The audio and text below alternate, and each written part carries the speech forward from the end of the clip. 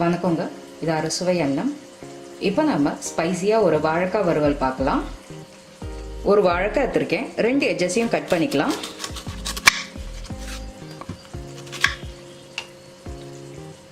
இந்த தோலை நம்ம இப்போ பீல் பண்ணிக்கலாம்.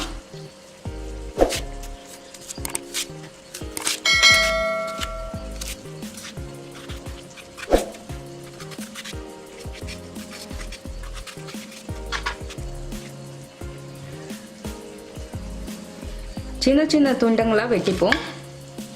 ரொம்ப தடிசாக வெட்டிடாதீங்க, சின்ன சின்னதாக மெலிசாக வெட்டிக்கோங்க. இது பார்த்தீங்கன்னா ஒரு 1/2 இன்ச் அகலம் இருக்கா மாதிரி நான் வெட்டியிருக்கேன். இதே மாதிரியே வெட்டிக்கோங்க.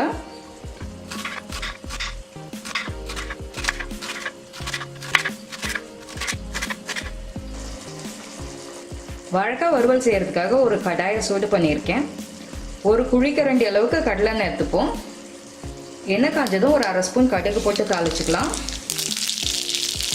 கடுகு பொரிஞ்சிருச்சு, 1/2 ஸ்பூன் ஜீரகம் சேர்த்துக்கோங்க.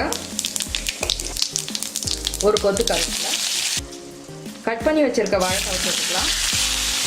எண்ணெயிலே நல்லா வதங்கட்டும் இந்த வாழைக்காய். கொஞ்ச நேரம் ஒரு 2 to 3 மினிட்ஸ் எண்ணெயில் வதக்கி விடுங்க. வாழைக்காய் லேசாக வதங்கிருச்சு. இப்போ எல்லா பொடியும் சேர்த்துடலாம். தனி மிளகாத்தூள் தேவையான அளவுக்கு சேர்த்துக்கோங்க. இப்போ நான் ஒரு 1.5 ஸ்பூன் அளவுக்கு சேர்க்குறேன்.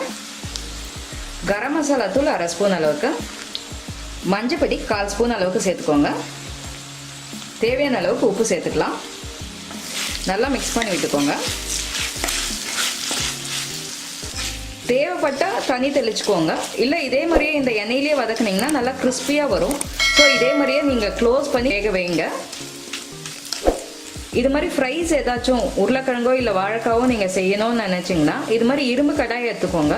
உங்களுக்கு ஃப்ரை ரொம்ப கிறிஸ்பியாகவும் வரும்.